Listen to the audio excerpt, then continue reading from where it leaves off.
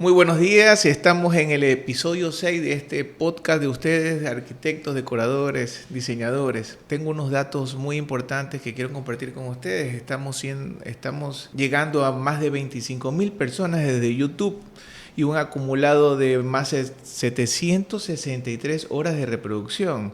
O sea, somos muchos los amantes de la arquitectura y eso me incentiva a seguir en esto, a seguir transmitiendo conocimiento, experiencias de mí, de los arquitectos invitados, y eso me emociona muchísimo.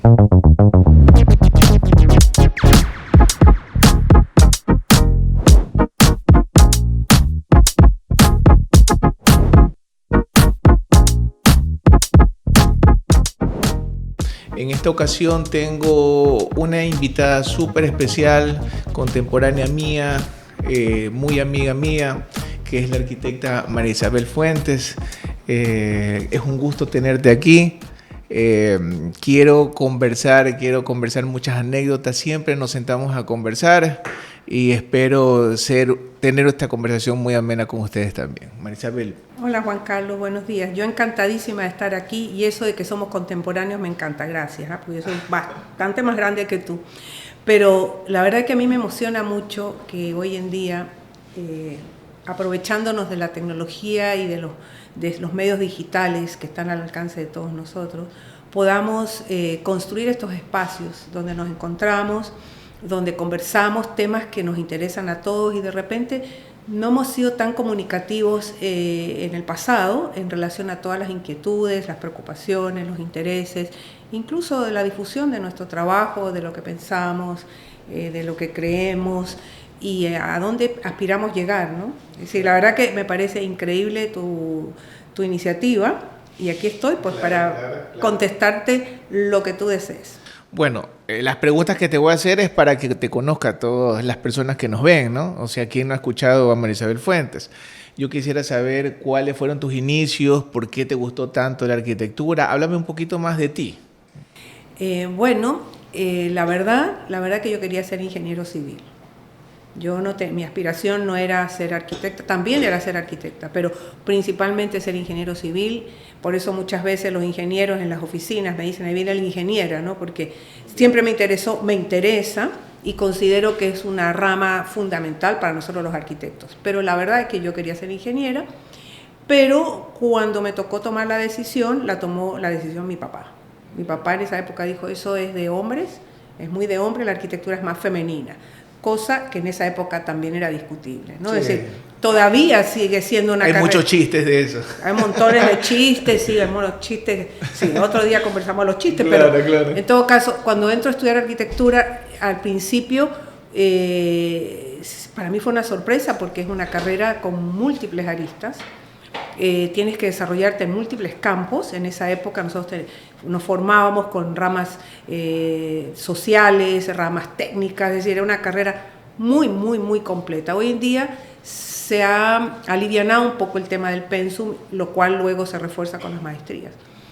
Pero mis inicios como arquitecta desde la Facultad de Arquitectura siempre fue buscar un sitio, un lugar que me permita o tener una postura o un punto de partida que me sostenga, ¿no? Es decir, me llamaba mucho la atención todo lo que para mí era nuevo. Esta ciudad era nueva, el clima tropical era nuevo. Recuerda que yo vengo del sur y fue muy interesante porque todas estas novedades yo las veía en la ciudad, el clima, la gente, fueron marcando ese inicio como un punto de partida de búsqueda, ¿no? De exploración, de conocimiento y de comprensión de este lugar. Mira, yo que estuve también en la misma facultad, siempre nos hacían estudiar la arquitectura de Guayaquil, la arquitectura autóctona de nosotros, ¿no? De dónde vinimos. Creo que tú siempre tienes esa influencia de Guayaquil y tú quieres proyectar eso en tus proyectos nuevos. O sea, coges de lo antiguo, del pasado y lo proyectas, lo quieres proyectar en la arquitectura moderna.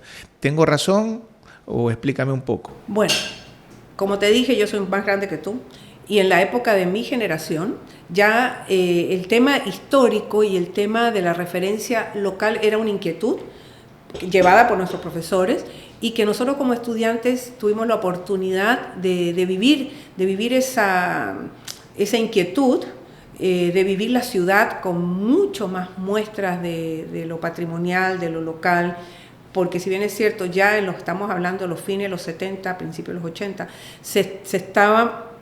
ya se estaba destruyendo mucho de nuestro patrimonio, no era valorado, no era puesto en valor, y desde esa época a mí me llamó mucho la atención la arquitectura de este lugar, no solamente por la parte de su codificación estética o de lo visual, sino por todo el conocimiento y todas las enseñanzas que esta arquitectura nos aportaba, desde lo bioclimático, desde la identidad local, y lo tomé como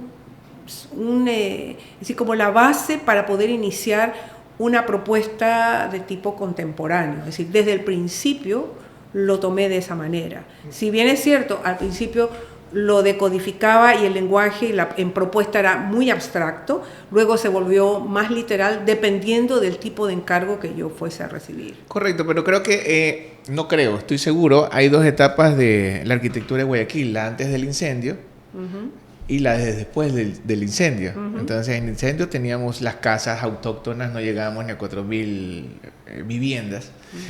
Y cuando ya maxificamos esto, sucedió lo del incendio y comenzamos a reconstruir las casas, pero por nuevas ordenanzas, por estas nuevas ordenanzas que nos pidieron que las hagan, y creo que vino bastante influencia europea, entre ellos italiana y francesa, y comenzaron a formarse ciertos edificios con esa influencia, y ahí fue, creo que el inicio que fuimos perdiendo la arquitectura tradicional guayaquileña con los materiales autóctonos principales antes del incendio. ¿Puedes reforzar eso?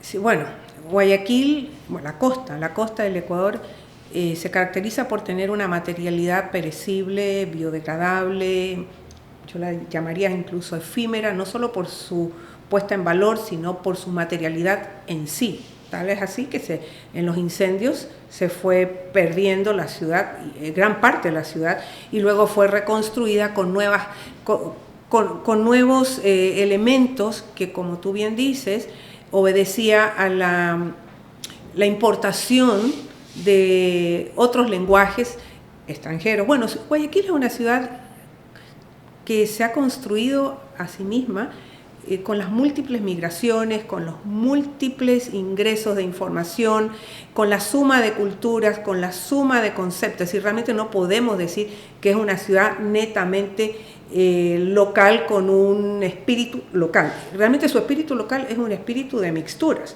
Y como bien tú dices, la arquitectura de fines del 19, principios del 20, que es a la que nos referimos como tradicional, conserva características de antes del incendio, más la suma de estos elementos que vienen de otros lugares, materiales, sistemas constructivos, y construidas con la mano de obra local, que recuerda que trae la tradición de la construcción naval, que los carpinteros de Rivera y la gente que hacía estas casas vuelven a la arquitectura de Guayaquil, la suma de toda esta información, pero conservan patrones de intervención muy de este lugar, y son a los que yo constantemente me he referido desde el principio de mi trabajo, ¿no? Estamos hablando fines de los 80, 90. O sea, ¿tú te refieres más directamente en 1920, a partir de 1920? No, desde antes, porque la arquitectura tradicional guayaquileña, o sea, la mixta trae toda esta información. Si tú haces una lectura de esta arquitectura, encontrarás una serie de elementos que luego se vuelven repetitivos. Si bien es cierto, han ido desapareciendo, pero queda el legado. Y luego tenemos la importante muestra de los 20-30 de la arquitectura nuevamente importada, institucional, fuerte, robusta, a la que te refieres, claro, traída por italianos. Y luego la modernidad, ingresa la modernidad, una modernidad adaptada a este lugar, de la cual yo también me refiero en algún momento. Es decir, no es que tomo un bloque temporal para poder estudiarlo, sino que tomo la ciudad con su información, para encontrar elementos que sustenten cualquier propuesta y encontrar cosas interesantísimas que son muy sensatas y muy lógicas para este lugar. Claro. Pero todo eso se fue perdiendo por los incendios, porque se degrada, porque se pudre, y la gente ha ido reemplazando esos materiales por el hormigón, por el bloque de cemento, por el acero, por el zinc, por el aluzinc, por materiales que te permitan perdurar más en el tiempo. Y eso es algo que seguramente nos tocará corregir, porque hoy en día la industria de la construcción te ofrece ese tipo de materiales con alta tecnología, quizás todavía no está muy a la mano, ¿no? Pero seguramente con el tiempo podremos hacerlo, y no hay que olvidar ese conocimiento, esa sabiduría que hemos heredado desde lo local. Más bien viene por ese lado, que es una sabiduría que está muy relacionada con lo medioambiental local, Claro. y obviamente la cultura guayaquileña, ¿no? Así que, A ver, aquí Guillermo, está. te paso la pregunta. Ustedes ya lo conocen a Guillermo Poulson, él es arquitecto, es un buen amigo mío, estuvo aquí viendo el podcast y yo lo invité acá para que también participe con sus opiniones importantes. Entonces ya se puso al contexto. Ahora sí, comenta. Esta tendencia actual que tenemos estos arquitectos de toda índole y trabajando en todo nivel de clase social, exponiendo arquitectura de Ecuador con una entidad de Ecuador a nivel internacional, está pasando algo súper interesante. Y a mí me parece que esa exposición que se está logrando se ve amenazada justamente por esta nueva tendencia que está sucediendo ahora de la inteligencia artificial. Y era el tema que se discutió y se conversó bastante. Y tengo mucha curiosidad de justamente eso, ¿no? Hacia dónde vamos, porque yo creo que lo que acabas de decir, mi generación, nos vemos incentivados y emocionados por decir, estamos logrando encontrar esta arquitectura nuestra. Si bien tenemos influencias de mucha arquitectura del trópico, mucho de Brasil, por igual estamos logrando empezar a decir, ok, así se habla en Ecuador, esto es lo que teníamos, esto es lo que queremos rehacer. La gente joven ve toda esta tendencia y ve estos arquitectos internacionales que están viendo para acá también al país y dicen, no, ¿para qué voy a pensar en eso si ya el programa me lo hace? Yo creo que hay una discusión más interesante de lo que está pasando en nuestra generación, es cómo nuestra generación realmente va a influenciar a la siguiente generación, porque ya esa metodología de estar en clases y decirte, mira, se piensa así, se trabaja así, desarrolla tu criterio, se está transformando en, por acá lo busco en internet y ya todo me lo resuelve. Y si has visto con la inteligencia artificial que ahora nomás te dibujan, aquí está la puerta, el cuarto, te hacen un bosquejo y de un momento a otro te sale la planta.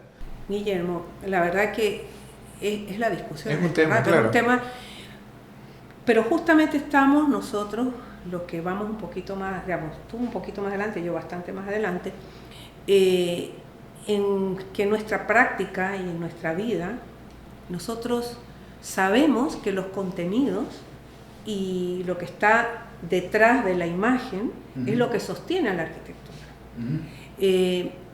Justamente aquí en Guayaquil nosotros tenemos como que un desafío súper fuerte, grande, en generar cultura arquitectónica y sostener la cultura arquitectónica. Y justamente lo que estábamos hablando, de que no hemos hecho bien la tarea en el momento que no supimos apreciar los contenidos de lo local en los aportes al conocimiento desde lo bioclimático, por ejemplo. Claro. Si bien es cierto, la inteligencia artificial es una realidad, no la podemos negar, y ya está funcionando a pasos agigantados desde octubre del año pasado. Ahora sí, es una locura cómo se ha ido posicionando a hacerlo casi un lenguaje doméstico, ¿no? Y toda la gente está hablando de esto. Y nosotros no hemos podido ni siquiera sostener los principios básicos de lo local desde lo bioclimático.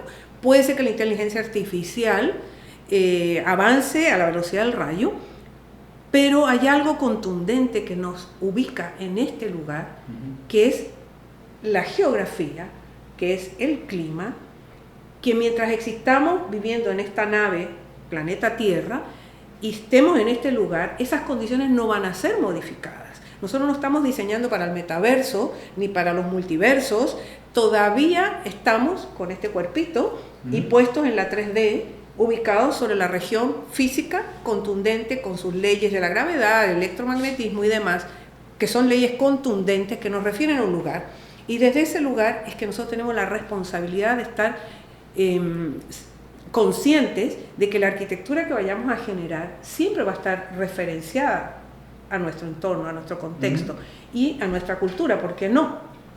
Entonces, ¿qué pasa?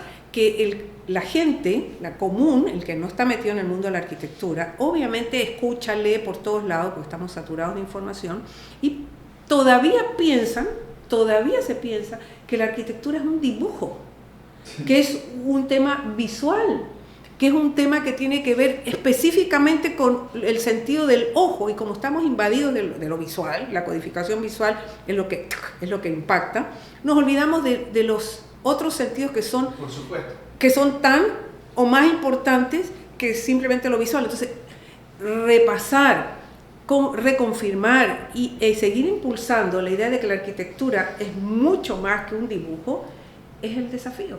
No sé si quieras aportar algo más, pero la idea es, en este podcast ha sido diferente porque la invitación hacia ustedes es para eso, para no trabajar en solitario.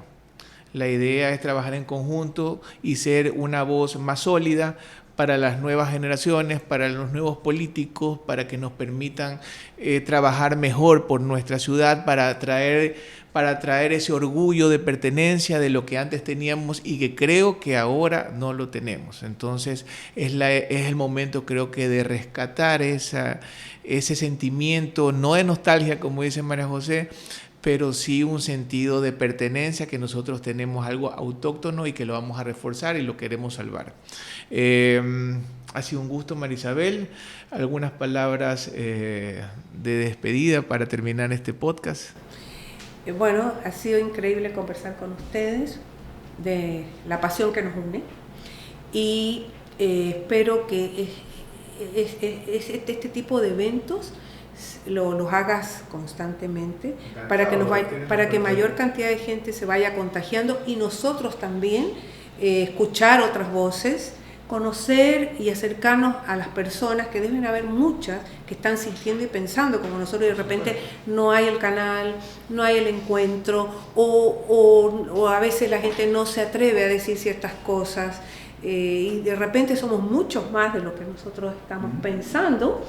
Y definitivamente la masa crítica, la fuerza de mayor cantidad de voces puede hacer que todo esto se lo haga más rápido.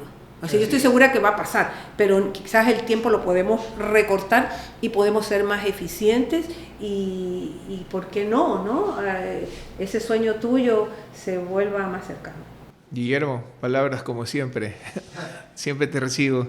O sea, el espíritu de la arquitectura definitivamente ha ido cambiando, ha ido mutando desde... Antes era mucho el ego del artista y se ha ido transformando mucho en la colaboración entre una comunidad de arquitectos que creemos en cosas nuevas. Entonces, yo lo estoy viendo mucho y a mí ya me contactan actualmente personas que quieren empujar proyectos y no hay un beneficio actualmente económico, es solamente rescatemos, empujemos, creemos cultura. Entonces, cualquier persona que esté interesada en eso, yo diría que nos contacte, porque para eso es esta plataforma, para invitarlos a decir, ¿saben qué? Aquí estamos, no tienes que ser tampoco arquitectos, tienes que ser una persona de la comunidad interesada en empujar tu ciudad. Solo por citar un ejemplo, el Highland en Nueva York no nace de arquitectos, nace de la gente que vivía pegada a este ferrocarril que estaba abandonado, viejo, horrible. Y hay un libro sobre eso que describe muy bien cómo ellos se demoraron 10 años en el poder del proyecto hasta que ahí deciden todo el estudio de arquitectura y los ayudó a que sea visiblemente más atractivo, pero ya había un empuje, ya había un interés.